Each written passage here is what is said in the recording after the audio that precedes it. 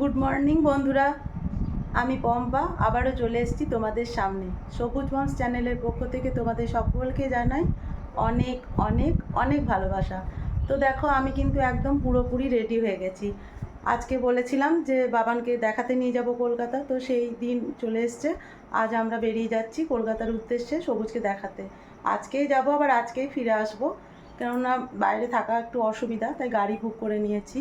গাড়ি এবার আসবে, বাবানও রেডি হয়ে গেছে। এবার জাস্ট একটু চা খেয়ে নেবো আর বেরিয়ে যাব। সকাল সকাল সসপ্যানে কিন্তু দেখো চা বসিয়ে দিয়েছি। আর আজ সকাল থেকেই ছিল ওয়েদারটা বেশ মেঘলা মেঘলা, আমাদের যাওয়ার পক্ষে একদম উপযুক্ত। আর ওদিকে সবুজের বাবা সবুজকে রেডি করছিল, আর আমারও চা তৈরি হয়ে গেল। তাই দুজনের জন্য 2 কাপ চা একদম নিয়ে হাজির হয়ে গেলাম। আর বাবানকেও কিন্তু সকালবেলায় বুস্টটা খাইয়ে দিয়েছি, কেননা সকালেই তো ওর ওষুধ থাকে। তো ওষুধ খাওয়ানোর জন্য সকালবেলাতে ওকে ওর খাবারটা খাইয়ে দিয়েছি। ও কিন্তু ভীষণ এক্সাইটেড, কোথায় যাচ্ছে সেটা তো আর ও বুঝতে পারছে না। ও শুধু গাড়ি চাপতে পারবো এই আনন্দ নিয়েই কিন্তু ও মেতে আছে। তো যাই হোক, সবুজের বাবা চা খেয়ে নিল, আমিও চা খেতে খেতেই কিন্তু গাড়ি আমাদের চলে এসছে। তো দেখো, সবুজকে কিন্তু গাড়িতে ওর বাবা চাপিয়ে নিচ্ছে। সবুজ এত লম্বা হয়ে গেছে যে গাড়িতে চাপাতেও কিন্তু এখন আমাদের একটু অসুবিধা হয়। কি করব, পরিস্থিতির সঙ্গে আমাদেরকে মানিয়ে নিতেই হবে। তো চলো, সবুজকে গাড়িতে তুলে নেওয়ার পর দেখো আমিও গাড়িতে চেপে বসেছি, আর সবুজের বাবাও চেপে গেছে। তো এই দেখো, সবুজ গাড়িতে চেপে কত আনন্দ। আর বাড়িতে তালা টালা লাগিয়ে দিয়ে দেখো আমরা কিন্তু কলকাতার উদ্দেশ্যে রওনা দিয়ে দিলাম। পাড়ার ভেতর দিয়ে যখন গাড়িটা বেরোচ্ছে, কি সুন্দর রাস্তাটা লাগছে দেখো। আর ওয়েদারটা দেখছো, একদম মেঘলা মেঘলা ওয়েদার। এখন সকাল 7টা বেজে গেছে। আমরা 7টার মধ্যেই কিন্তু বেরিয়ে গেছি, যেহেতু আমাদের 12:30টার মধ্যে ডাক্তারের অ্যাপয়েন্টমেন্ট নেওয়া আছে। গাড়িতে তেল নেওয়ার পরেই সিউড়ি বাস স্ট্যান্ডে তেল নেওয়া হয়ে গেল। আর সবুজের দাদুও যাবে, তাই তার জন্য দেখো সবুজের দাদুও কিন্তু পেট্রোল পাম্পে দাঁড়িয়েছিল। তো সেখানে গাড়িতে উনি চেপে পড়লেন। তো সবুজ কি খুশি ওর দাদু থাকার জন্য। আর এই দেখো, এত সুন্দর রাস্তা, এত ভালো লাগছে কি বলবো। এই বেড়ানোটা, মানে এই ডাক্তার দেখাতে না গিয়ে এটা যদি আমরা কোথাও বেড়াতে যেতাম, মনটা কিন্তু আরও ভীষণ খুশি হতো। বোলপুর পেরিয়ে গিয়ে এই দেখো অজয় নদের ওপর যে ব্রিজটা আছে, সেই ব্রিজের ওপর দিয়ে আমাদের গাড়ি ছুটে চললো। এত লম্বা ব্রিজটা, ভীষণ ভালো লাগছিল। আর সবুজ তো ভীষণ খুশি, কারণ গাড়ির ভেতরে গান বাজছিল। ও গান শুনতে শুনতে যেতে ভীষণ পছন্দ করে। আর জানোই, গানটা হচ্ছে ওর খুবই প্রিয়। তো এইভাবেই দেখো আমাদের গাড়ি ছুটছে। তো এইভাবে গাড়ি ছুটতে ছুটতেই আমরা কিন্তু রাস্তায় এক জায়গায় দাঁড়ালাম।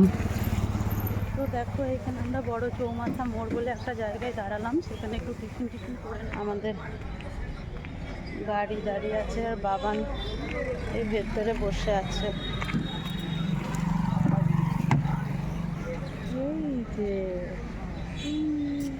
তো এই যে বাবান এখানে বসে আছে, এবার বাবানকে আমরা একটু টিফিন করিয়ে নেব।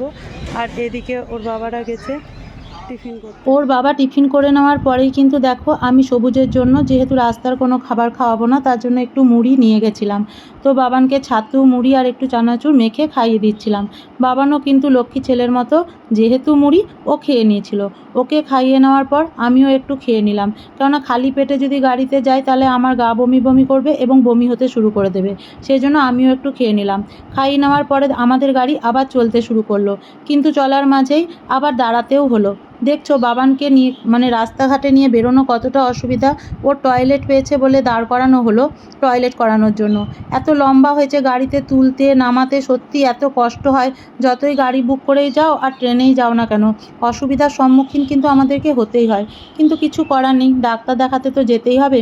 এইভাবে দেখো আমরা কিন্তু বর্ধমানের ভেতরে ঢুকে গেলাম, মানে বর্ধমান পৌঁছে গেলাম আমরা। বর্ধমান পেরিয়ে আমরা কিন্তু এবার ন্যাশনাল হাইওয়ে ধরে নেব। তো এবার কলকাতার মানে উদ্দেশ্যে যাত্রা শুরু হয়ে গেছে। রাস্তাটা কিন্তু এত সুন্দর যে কি বলবো। দেখো আমি কিন্তু ভিডিও করতে করতেই যাচ্ছিলাম, বেশ ভালো লাগছিল। অনেক দিন পর, মানে প্রায় 1 বছর পর আমরা আবার কলকাতা যাচ্ছিলাম বাবানকে ডাক্তার দেখাতে। মাঝে অনেক দিন বাবানকে ডাক্তার দেখাতে নিয়ে যাওয়া হয়নি। তো এই দেখো, ন্যাশনাল হাইওয়ের ওপর দিয়ে আমাদের গাড়ি ছুটে চলেছে। ভীষণ ভালো লাগছিল, আর এত সুন্দর গান বাজছিল যে কি বলবো। কিন্তু বাবান মাঝে মাঝে ওই বদমাশি করছিল, শুধুই বলছিল টয়লেট পাচ্ছে টয়লেট পাচ্ছে। ওটা হচ্ছিল ওর বদমাইশি একটু, মানে গাড়িতে থাকলেও মজা করলেও ও মাঝে মাঝে একটা না কি কারোর ভালো লাগে আমরা আমাদের মানে অসুবিধার কথাগুলো বলতে পারি, ও তো বলতে পারে না। তাই ও কী করে বলো তো, গাড়িতে চেপে থাকলে মাঝে মাঝেই বলতে শুরু করে যে আমার টয়লেট পাচ্ছে। দেখো এইভাবেই চলতে চলতে আমরা কিন্তু কলকাতার বুকে একদম পৌঁছে গেলাম। তা বোঝা যাচ্ছে কি করে বলো তো, এই নীল সাদার খেলা দেখে। নীল সাদার খেলা দেখলেই বুঝাই যায় যে আমরা কলকাতা পৌঁছে গেছি। এই দেখো টোল ট্যাক্স দিয়ে আমাদের গাড়ি কিন্তু একদম সামনের দিকে এগিয়ে চলেছে। আর ওই দেখো একদম দূরে দেখা যাচ্ছে বিদ্যাসাগর সেতু। এই বিদ্যাসাগর সেতুর ওপর দিয়েই কিন্তু আমাদের গাড়ি ছুটে যাচ্ছে। খুব ভালো লাগছে। আর বাবানও কিন্তু এই রাস্তাটা দেখতে ভীষণ পছন্দ করছে, ওর খুব ভালো লাগছিল। আর সময়ও হয়ে যাচ্ছিল একটু একটু করে। আমাদের মানে ডাক্তার দেখানোর টাইমটা প্রায় 12টা বাজতেই চলছিল। খুব টেনশন করছিলাম যে ঠিক টাইমে পৌঁছে যাব কি না, কেননা যদি পৌঁছাতে দেরি হয় তো আমাদের ফিরতেও অনেক দেরি হয়ে যাবে। তাই একটা টেনশন মনে মনে কাজ করছিলই। কিন্তু যাই হোক, ঠিকঠাক টাইমে বিদ্যাসাগর সেতুর ওপর দিয়ে গাড়িটা যখন যাচ্ছিল খুব ভালো লাগছিল কিন্তু। আর জানো, যখন এই গাড়িটা বিদ্যাসাগর সেতুর ওপর দিয়ে যাচ্ছে, বাবান গঙ্গা নদীটাকে দেখে কিন্তু প্রণাম করছিল। অনেক আগে যখন যেতাম তখন ওকে শিখিয়েছিলাম, দেখো গঙ্গা নদী প্রণাম করতে হয়। সেটা কিন্তু ও মনে রেখেছে। ওর স্মৃতিশক্তিটা সত্যি বেশ ভালো, ও কিন্তু বেশ মনে রাখতে পারে। আর কোনো মন্দিরের চূড়া দেখতে পেলেই ও যেন টকাটক প্রণাম করতে শুরু করে দেয়। তো এইভাবেই কিন্তু মা গঙ্গাকে প্রণাম করে সবুজ পৌঁছে গেল একদম আমাদের ঢাকুরিয়া আমরি হসপিটালে। তো গাড়ি থেকে নেমেই দেখো সবুজকে ওর বাবা কোলে করে নিয়ে যাচ্ছে হসপিটালের গেট পর্যন্ত। যেহেতু আমরা হুইল চেয়ারটা নিয়ে আসিনি, তাই আমি এখানে সিকিউরিটি গার্ডের সঙ্গে কথা বললাম যে যাতে ওকে একটা হুইল চেয়ার দেওয়া হয়। কেননা অত দূর হসপিটালের ভেতরে নিয়ে যাব, বাবাকে কোলে করে ওর বাবা নিয়ে যেতে তো কষ্ট হবে। তাই আমাদেরকে সিকিউরিটি গার্ড হুইল চেয়ারের বন্দোবস্ত করে দিল। তো দেখো হুইল চেয়ার নেওয়ার একটা কি সুবিধা হচ্ছে বলো তো, অ্যাটেন্ডেন্ট পাওয়া যায়। তো সেই আমাদেরকে পৌঁছে দিল একদম ভেতরে, যেখানে আমরা ডাক্তার দেখাবো। আমরা সবুজের অ্যাপয়েন্টমেন্ট নিয়েছিলাম ডক্টর কৌশিক দত্তর কাছে। তো এখানে দেখো পৌঁছে মানে রেজিস্ট্রেশন করতে হবে, তার জন্য কুপন কাটতে হবে, এই সমস্ত নানা কাজগুলো ওর বাবা যখন করছিল তখন আমি সেই ফাঁকে, বাবান যেহেতু সেই সকাল 9টার সময় খেয়েছে, তারপর তো আর কিছু খাইনি। এখন প্রায় বেলা 1:45 নাগাদ বাজছে। তো আমি বাবানকে তখন একটু বিস্কুট, কেক এই সমস্ত কিছু নিয়ে গেছিলাম, সেগুলো খাইয়ে দিচ্ছিলাম। আর সবুজের দাদুও কিন্তু কিছু খায়নি, তাই বাবাকে বলছিলাম তুমি একটু চিড়ে ভাজা খেয়ে নাও। এই সমস্ত কিছু করতে করতেই সবুজের কিন্তু মানে রেজিস্ট্রেশন করা হয়ে গেছিলো। আর সবুজ দেখো হুইল চেয়ারের ওপর বসিয়েছিল যে ডাক্তারকে দেখানোর জন্য, একদম রেডি হয়েছিল। রিকোয়েস্ট করাতে কিন্তু ওরা আমাদেরকে একটু হেল্প করেছিল, যে বাবান যেহেতু ছোট, সারাদিন কিছু খায়নি, তাই ওরা কিন্তু আমাদেরকে তাড়াতাড়ি দেখানোর একটা ব্যবস্থা করে দিয়েছিল। তো এই দেখো সবুজের বাবা আর আমি কিন্তু সবুজকে নিয়ে ডক্টরের চেম্বারের ভেতর ঢুকলাম। ডাক্তারের সঙ্গে সমস্ত রকম কথা বলার পর উনি বললেন যে বাবানের একটা ইইজি করতে হবে। তো সঙ্গে সঙ্গে আমরা কিন্তু ইইজি করানোর জন্য আবার কুপন কাটতে হলো, বিল দিতে হলো, এই সমস্ত নানা কাজকর্ম করে আমরা কিন্তু বাবানের ইইজিটা করিয়ে নিলাম। আর এই দেখো ইইজি করতে গেলে মাথায় অনেক তার বেঁধে টেঁধে দেয়, মানে অত ডাক্তারি পরিভাষা জানি না। তো মাথাতে আঠার মতো অনেক কিছু দেওয়া হয়েছিল বলে সেগুলো আবার টিস্যু দিয়ে, ওরা আমাদেরকে টিস্যু দিয়ে দিয়েছিল, সেগুলো দিয়ে কিন্তু সমস্ত মুছে দিয়েছিলাম এবং ক্যাপ পরিয়ে দিয়েছিলাম। এই করতে করতে কিন্তু আমাদের প্রায় 4টে বেজে গেছিলো। আমরা কিন্তু তখনও কিছু খাইনি, বাবানও কিছু খায়নি। সত্যি ওইটুকু ছেলে কিন্তু ভীষণ কষ্ট সহিষ্ণু, কষ্ট সহ্য করতে পারে। কিন্তু দেখো কোনো মুখে বিকার নেই, কিন্তু একটু রাগও দেখায়নি। এই সমস্ত কিছু করার পরে যখন সমস্ত কিছু হবে, তো তার আগে রিপোর্ট নেওয়ার আগে আমি একটু মুখ হাতগুলো একটু ধুয়ে নিচ্ছিলাম, ভীষণ কষ্ট হচ্ছিল সেই জন্য। সারাদিন যেহেতু ক্লান্ত ছিলাম, মুখ ধুয়ে নেওয়ার পর চুলটাও একটু আমি ওয়াশরুমে গিয়ে আঁচড়ে নিচ্ছিলাম, কারণ এবার আমরা কিন্তু ডাক্তারের রিপোর্ট নয়, ওই ইজি রিপোর্টটা নিয়েই আমরা বাড়ি চলে আসব। কিন্তু সারাদিন কিন্তু আমরা কিছু খাইনি, তখন বললামই যে প্রায় 4টে বেজে গেছে। তো চুলটা বেঁধে নেওয়ার পর রেডি হয়ে গিয়ে আমি এবার কিন্তু সবুজের কাছে চলে যাব। রেডি হয়ে গেলাম, এবার বাবানের রিপোর্টটা নেব, তারপর জানি না কখন খাওয়া হবে কি হবে না। এই যে চলো, ইইজি করানোর পরে যে গ্রাফটা আমাদেরকে দিয়েছিল সেটা ডাক্তারকে দেখানোর পরে ডাক্তার আমাদেরকে যা বলার বলে দিল। তারপরে আমরা কিন্তু বাবানকে নিয়ে বেরিয়ে চলে এলাম একদম বাইরের দিকে। বাইরে এসে আমাদের গাড়িকে ফোন করলাম এবং আমাদের গাড়িও চলে আসছিল। তো বাবানকে নিচে নামিয়ে নিয়ে আসা হচ্ছিল। তো অ্যাটেন্ডারই আমাদেরকে কিন্তু নিচে নামিয়ে নিয়ে এলো। এই হুইল চেয়ারের এই সুবিধা। এই দেখো বাবান বসে থাকতে থাকতে ফোন করার ফলে আমাদের গাড়ির ড্রাইভার কিন্তু গাড়ি নিয়ে চলে এলো, আর আমাদেরও ডাক্তার দেখানো হয়ে গেল। তো যাই হোক, এই করতে করতে কিন্তু প্রায় 4:30 বেজে গেল। আমরা গাড়িতে চেপে পড়েছি এবং আবার বিদ্যাসাগর সেতুর ওপর দিয়ে টোল ট্যাক্স দিয়ে আমরা কিন্তু বাড়ির দিকে রওনা দিচ্ছি। কিন্তু সত্যি কথা বলতে আমরা কিন্তু তখনও কিচ্ছু খাইনি, কেননা এবারে মানে ওই কেক বিস্কুট এইগুলোই টুকটাক বাবান খেয়েছিল। আর তো দেখো আমরা এখানে নেমেছি খাবো বলে। এখন বাজছে পুরো 5টা। তো দেখি চলো কি খাওয়া যায়। কলকাতা থেকে বেরিয়ে এসে আমাদের ড্রাইভারের কথা মতো রাস্তার ধারে একটা হোটেলের সামনে দাঁড় করানো হলো। হোটেলটার নাম ছিল হোটেল নবান্ন। সত্যি হোটেলটা কিন্তু খুব সুন্দর। একদিকে ছিল পুরো নিরামিষের ব্যবস্থা, আর একদিকে ছিল আমিষ নিরামিষ সমস্ত রকম মিলিয়ে মিশিয়ে। তো দেখো এখানে বাবানকে গাড়ি থেকে নামানো হলো, আমরা খাবো বলে কিন্তু হোটেলের ভেতরে ঢুকেছিলাম। আমাদের গাড়ির ড্রাইভারকে আমি প্রথমেই বলে দিয়েছিলাম যে আমাদেরকে অন্তত একটা ভালো হোটেলে দাঁড় করিও, যেখানে পরিষ্কার পরিচ্ছন্ন খাবার দাবার পাওয়া যায়। তো যেহেতু 5টা বেজেই গেছিলো, তো এত বেলাতে কি খাবো সেই চিন্তা করতে করতে আমরা অর্ডার দিয়ে দিয়েছিলাম ধোসার। তো আমরা মশলা ধোসার অর্ডার করেছিলাম। মশলা ধোসাগুলো কিন্তু 100 টাকা করে নিয়েছিল। খেতে কিন্তু সত্যি খুব সুন্দর ছিল। আর সবথেকে ভালো লেগেছিল কি বলো তো, পরিবেশটা এত সুন্দর সাজানো গোছানো, নিট অ্যান্ড ক্লিন, যে কি বলবো। আর প্রত্যেকের এত খিদে পেয়েছিল যে কিচ্ছু বলার নেই। তো দেখো আমাদের মুখের সামনে গরমাগরম ধোসা চলে এসেছিলো। আর বাবানও সারাদিন কিছু খায়নি, ওরও প্রচণ্ড পরিমাণে খিদে পেয়েছিল।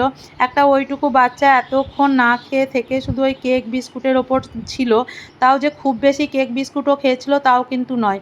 তাই বাবান কিন্তু মশলা ধোসাটা পুরোটা না খেলেও অর্ধেকের বেশি কিন্তু ও খেয়ে নিয়েছিল। তো ওকে মশলা ধোসা খাইয়ে দিচ্ছিলাম, সাথে আমিও কিন্তু খেয়ে নিচ্ছিলাম। সবুজের বাবাও খেয়েছে আর আমার বাবাও খেয়ে নিয়েছে।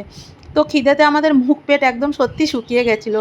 খাবারটা পেয়ে যেন সত্যি মানে একটা শান্তি পেয়েছিলাম। কতক্ষণ খাইনি। আর কি বলতো, অন্যান্য বারও কিন্তু এই ডাক্তার দেখাতে এলে কলকাতাতে যতই গাড়ি করে যায় পার্সোনালভাবে, কিন্তু খাওয়া আমাদের জোটে না।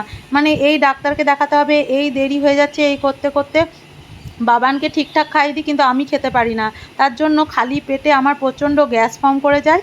আর আমার কি হয় বলো তো, বাড়ি ফেরার সময় আমি প্রচণ্ড পরিমাণে অসুস্থ হয়ে পড়ি, ক্লান্ত হয়ে পড়ি, আর বমি করতে করতে বাড়ি ফিরি। এই জন্য আমার মা এবার আমাকে বলেই দিয়েছিল, মনে হয় যাই হবে হোক তুই কিন্তু খেয়ে নিবি। তোমাদের চা প্রেমী পম্পা কিন্তু চা খাবে না, তাই কখনো হয়, তাই চা খেতে শুরু করে দিয়েছি। চাটা খেয়ে নিয়ে কিন্তু গাড়িতে উঠবো। আর এদিকে দেখো সবুজকে কিন্তু গাড়িতে তোলা হয়ে যাচ্ছে, দেখো। তো দেখো চাটা খেয়ে নেওয়ার পরে প্রায় 5:30 পৌনে 6টা বাজতে শুরু করেছে। আমাদের গাড়ি কিন্তু সিউড়ির দিকে যাত্রা শুরু করে দিয়েছে। আর দেখো সূর্য ডুবতে শুরু করেছে। এত সুন্দর দেখতে লাগছে কি বলবো। আর ডাক্তারটাও ঠিকঠাকভাবে দেখানো হয়ে গেছিলো বলে মনটা ভালোই লাগছিল। তো যাই হোক, ঠিকঠাক টাইমে খেয়ে নিয়েছি, পেটটাও একটু শান্তি হয়েছে। তাই সূর্যের অস্ত যাওয়া দেখতে দেখতে আমরা কিন্তু চলতে শুরু করলাম। আস্তে আস্তে অন্ধকার নেমে আসছিল, খুব ভালো লাগছিল। আর ওই যে গাড়ির ভেতরে গান বাজছিল। আর সবুজও দেখো একটু কিন্তু ক্লান্ত হয়ে গেছে। যতই ক্লান্ত হোক, ও কিন্তু গাড়িতে চড়তে এত ভালোবাসে, কিছুতেই চোখ বন্ধ করে ঘুমাচ্ছে না। আমি এত বলছি যে একটু ঘুমা, কিন্তু ঘুমাচ্ছে না। আর এই দেখো দূর আকাশে কিন্তু ঈদের চাঁদ দেখা দিচ্ছে, কি ভালো লাগছে তাই না। আর যত অন্ধকার ঘনিয়ে আসছে, রাস্তার উপরে লাইটগুলো এত সুন্দর লাগছে, দূর থেকে যখন গাড়ির লাইটগুলো আসছে ভীষণ রকম ভালো লাগছিল। আর রাত্রিবেলাতে গাড়ি চললে আমার কিন্তু খুব ভালো লাগে। শরীরটা ভীষণ ক্লান্ত, স্বাদ দিচ্ছিল না, কিন্তু রাস্তার এই লাইটগুলো দেখে মনটা কিন্তু খুব ভালো লাগছিল। তাই ভিডিও করতে কিন্তু ছাড়িনি। এরকম করতে করতেই দেখো আমরা কিন্তু একটু একটু করে সিউড়ির দিকে এগিয়ে চলে আসছি। এই দেখো বর্ধমান কিন্তু ঢুকেই গেল। মাঝে মাঝে চোখটা একবার করে বন্ধ হয়ে যাচ্ছিল। এইভাবেই কিন্তু আমরা আস্তে আস্তে সিউড়ি পৌঁছে গেলাম। তো এই দেখো বন্ধুরা, আমরা কিন্তু ফিরে গেলাম কলকাতা থেকে। বাবানকে ডাক্তার দেখিয়ে এই জাস্ট রাত্রি 9:10 বাজছে। বাড়ি ঢুকলাম, ঢুকে স্নান করলাম। বাবানকেও দেখো জামা প্যান্ট চেঞ্জ করে দিলাম। এবার সারাদিন যেহেতু ভাত খাওয়া হয়নি, একটু ভাবছি কুকারে আলু সেদ্ধ ভাত বসিয়ে দেবো। তো ভাত বসিয়ে দিই। তো আজকের ভিডিওটা এটুকুই থাক। যদি আমার ভিডিও ভালো লাগে তাহলে অবশ্যই একটা লাইক, কমেন্ট আর শেয়ার করে দিও। আর চ্যানেলের প্রথম দর্শক হলে অবশ্যই সাবস্ক্রাইব করে দিয়ে সবুজ মমস চ্যানেলের পাশে থাকবে। আর তোমরা যারা ফেসবুক পেজ থেকে আমার ভিডিওটা দেখছো, তারা অবশ্যই পেজটাকে ফলো করে দিও। আর দেখছো সবুজকে ডাক্তার দেখিয়েছি, ডাক্তার কি বলেছে পরবর্তী ভিডিওতে খুব শীঘ্রই তোমাদের সামনে নিয়ে চলে আসবো, যে ডাক্তার ওকে দেখে কি বলল। তো ঠিক আছে, জীবনে সর্বদা হাসতে থাকো আর আনন্দে থাকো। দুঃখের মাঝেও আনন্দে থাকাটাই হচ্ছে আমাদের জীবনযুদ্ধে এগিয়ে যাওয়ার একটা লড়াই। তো চলো, আজকের মতো টাটা। ও দেখো, ও রাগ হয়েছে, ও এখনও গাড়িতে করে ঘুরবে। ঠিক আছে, আজকের মতো টাটা। ভীষণ ক্লান্ত লাগছে, রান্নাটা করি যেহেতু সারাদিন ভাত খাইনি, খেয়ে নিই, তারপরে শুয়ে পড়বো।